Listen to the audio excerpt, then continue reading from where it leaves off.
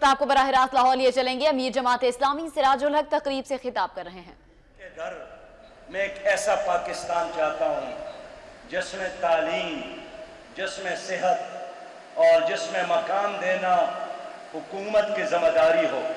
मैं एक ऐसा पाकिस्तान देखना चाहता हूँ जिसमें हर बेवा और हर यतीम बच्ची की कफालत का इंतजाम वो सरकार करे।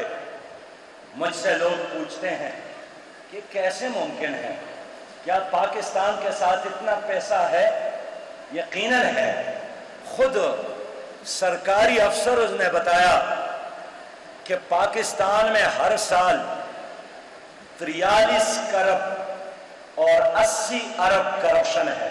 43 खरब, 43 खरब और 80 अरब। तो अगर इस करप्शन को ख़त्म किया जाए, हम पाकिस्तान के हर गरीब को मुफ्त तालीम दे सकते हैं। मेरे बहनों और बेटियों, आप अंदाज़ा करें कि एक तरफ हमारे मुल्क में लोग फुटपाथों पर सोते हैं और गंदगी के ढेर में हमारे बच्चे रिज़्क़ तलाश करने पर मजबूर है, और दूसरी तरफ आपके सदर अमीर जमात इस्लामी सिराजुल हक लाहौर में तकरीब से खिताब कर रहे हैं। उन्होंने करप्शन के हवाले से भी बात की है।